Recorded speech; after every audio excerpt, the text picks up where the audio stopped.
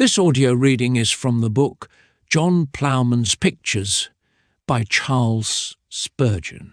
Our selected reading is chapter 37, Scatter and Increase. People will not believe it, and yet it is true as the gospel that giving leads to thriving. John Bunyan said, "There was a man, and some did count him mad. The more he gave away, the more he had. He had an old saying to back him, one which is as old as the hills and as good as gold, give and spend, and God will send. If a man cannot pay his debts, he must not think of giving, for he has nothing of his own, and it is thieving to give away other people's property. Be just before you are generous. Don't give to Peter what is due to Paul. They used to say that give is dead and restore is buried, but I do not believe it any more than I do another saying, there are only two good men, one is dead, and the other is not born. No, there are many free hearts yet about, and John Ploughman knows a goodish few of them, people who don't cry, go next door, but who say, here's a little help, and we wish we could make it 10 times as much.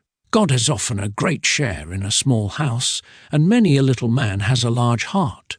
Now, you will find that liberal people are happy people and get more enjoyment out of what they have than folks of a churlish mind. Misers never rest till they are put to bed with a shovel. They often get so wretched that they would hang themselves, only they grudge the expense of a rope. Generous souls are made happy by the happiness of others. The money they give to the poor buys them more pleasure than any other that they lay out.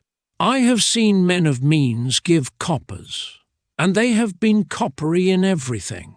They carried on a tin pot business, lived like beggars, and died like dogs. I have seen others give to the poor and to the cause of God by shovelfuls, and they have had it back by barrow loads. They made good use of their stewardship, and the great Lord has trusted them with more, while the bells in their hearts have rung out merry peals when they have thought of widows who blessed them, and orphan children who smiled into their faces.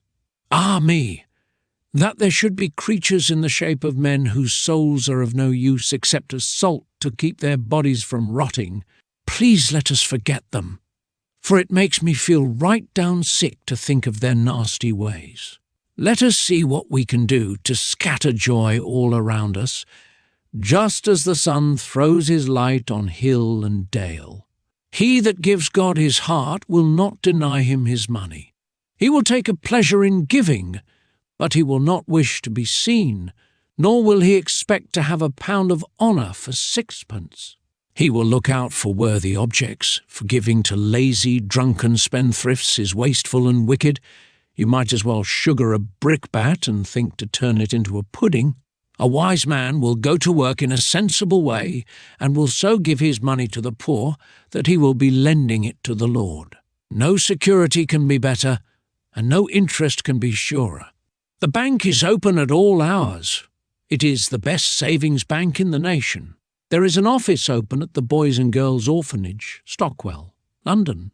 Draw your cheques or send your orders to C.H. Spurgeon. There will soon be 500 mouths to fill and backs to cover. Take shares in this company. John Ploughman wishes he could do more for it. This concludes chapter 37. Thank you for listening.